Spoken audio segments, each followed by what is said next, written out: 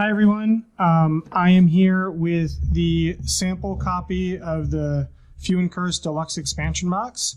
Thought I would do a quick unboxing for you. Again, this is a sample, so we're still in the process of sort of figuring out each component for the game.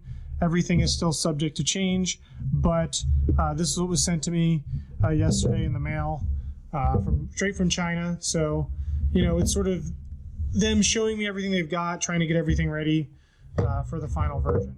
So you can see this expansion, one of the big features is the 2 additional characters, each with their own unique stats. You can see we've got the nice dual layered boards there. Hopefully you can see the cuts and everything. We'll put those down here. We may use them again later. And then one of the most exciting things I think about the Deluxe expansion is the upgraded money tokens. Oh, and you can see here, we actually have a couple choices of things, so they're sort of showing me a few different variants.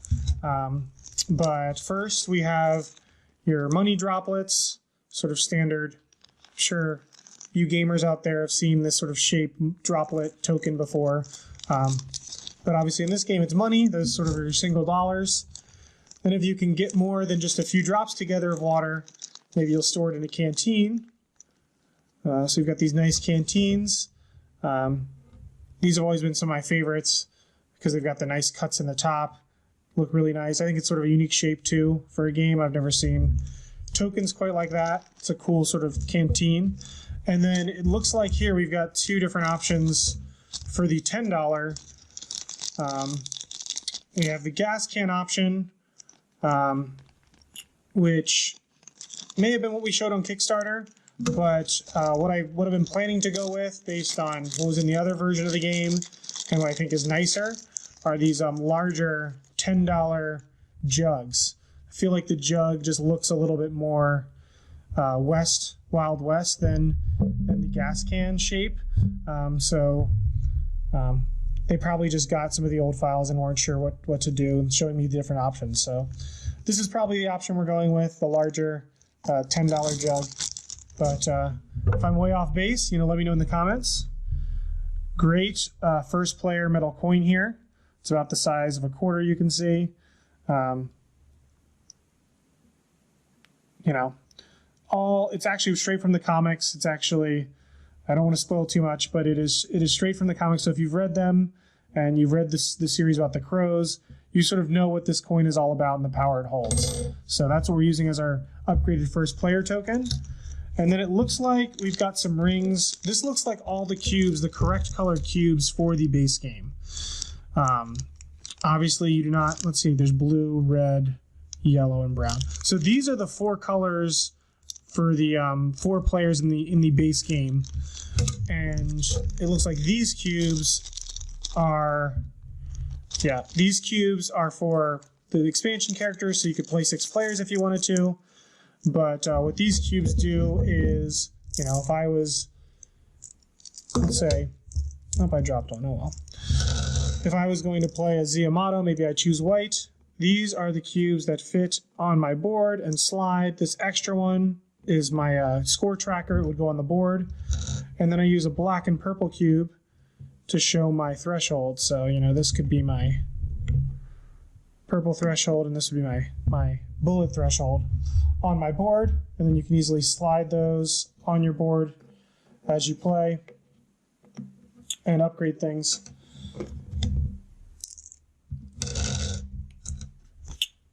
And then again here it looks like we've got all of the different bases for the miniatures, so I'll come back to that in a second. Let's get into the cards, the pack of cards, because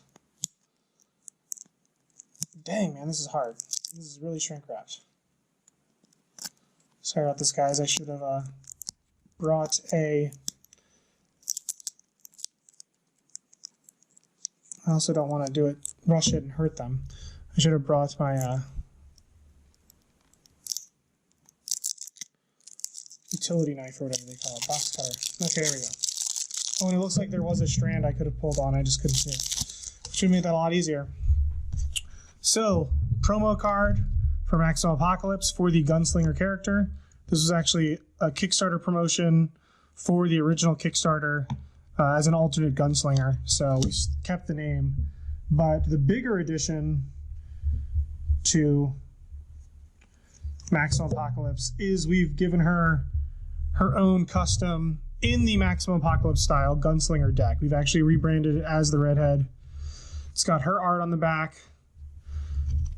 And while it still has some of the same cards as the original Gunslinger, Guns Blazing and the Horse, or, you know, from the original Gunslinger deck, she also has some more unique things. We call out her guns a little bit more. She's got these special twin revolvers. She has a shotgun. Her hat is changed up a little bit from the hat that the Gunslinger has. So the deck is a little bit different. It still will feel like a Gunslinger. It's still sort of a damage output deck in Maximum, but she does have a unique feel to her now. And again, we don't have the miniatures in here because they were done early to get them done. But you will get a Redhead miniature in this box as well. So if you're a Maximum person and only want the Maximum stuff, you can get this, and you're going to get a brand new deck and a miniature to go along with your game. What else do we have in here? We have a Set a Watch promo card, the 2 character cards. These character cards go in here and they flip over to their curse side. Threw that a little too far. We've got some new cursed encounters. These were stretch goals you guys unlocked. I'm going to keep this Fallen Immortals one out because that's sort of a big piece of this one. But here's two more cursed encounters to mix into the game, just add some variety. We have some Set a Watch promo cards. Took all the main monsters and made them unhallowed bosses in Set a Watch. Thank you to Felipe for letting us do that. It's a lot of fun. These are huge. These are the additional always available bounties or just wanted bounties that you can mix and match, which will greatly change the game, give you a lot more variation in what you can attack and capture and the effects that they have. So these are the cards you'll flip over, put on your board during setup. You can sort of pick what you want to mix and match. Here's some regular encounters. We've got 2 additional encounters, and then we have 3, and this is where, you know, we sometimes call this the Fallen Immortals expansion because a big piece of this will be miniatures based on the Fallen Immortals, and you have a bunch of bounties in them, and these event cards actually are shuffled into the deck and signal the arrival of these Persian warriors and these bounties. And these Persian warriors act a little differently than the monsters, which have miniatures, and standard bounties, which are just cards. You know, so you've got some additional bounties here. These are just cards that are located in a certain spot and you capture them. Whereas these actually have miniatures and will go on the board, and they act sort of, I mean, to put it simply, they act as stop signs. You can't move through them. You can see where they are, and they're only located where their miniatures are. And we have unique bounties for each of them based on where they're located. So where did I put those? They're down here? No, they're not. They're over here. So, you know, when one of them arrives in the canyons, whoever draws this card, the miniature is going to arrive right where they are. And then we will put this bounty card out. And in order to get rid of that miniature, you're going to need to go to that miniature and meet these requirements to capture this bounty.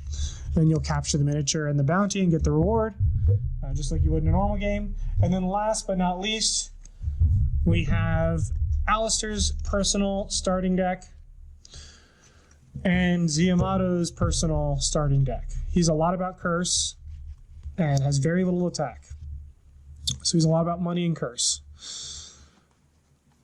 He's a fun character to play, but you're going to be transforming a lot because he gets really strong in his transform state.